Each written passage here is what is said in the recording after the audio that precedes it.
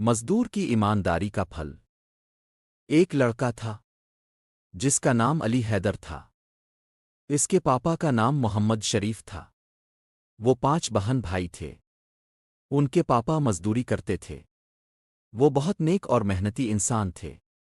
دن بھر کام کر کے بچوں کے لیے کھانے کا بندوبست کرتے تھے۔ ایک دن ایسا ہوا کہ بارش شروع ہوئی اور ہفتہ بھر جاری رہی۔ ان کا کام کرنا مشکل ہو گیا۔ وہ بہت پریشان تھے۔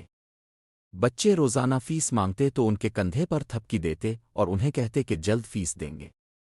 بارش ختم ہوئی تو وہ کام کی تلاش میں نکلے لیکن کہیں کام نہ ملا۔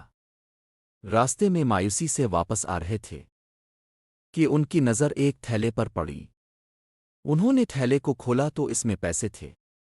شیطان نے انہیں بہکانا چاہا۔ وہ سوچنے لگے کہ یہ پیسے اللہ تعالیٰ نے میرے لیے بھیجے ہیں۔ میں انہیں گھر لے جاتا ہوں اور ان سے گھر کا خرچ اور بچوں کی فیس ادا کروں گا۔ اچانک ان کی نظر بعض ایسے نوٹوں پر پڑی جو بہت میلے کچیلے تھے۔ انہیں لگا کہ یہ کسی مزدور کی عمر بھر کی کمائی نہ ہو۔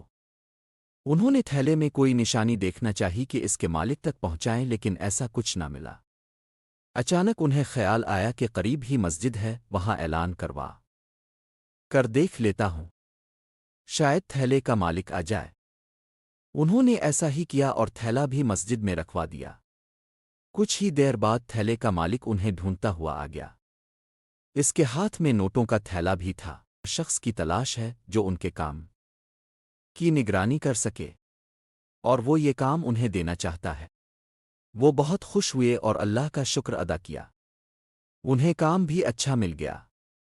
وہ مزید ایمانداری سے محنت کرتے اور بچوں کے ساتھ خوشی خوشی گزارا کرتے۔ اس طرح انہیں اپنی ایمانداری کا پھل مل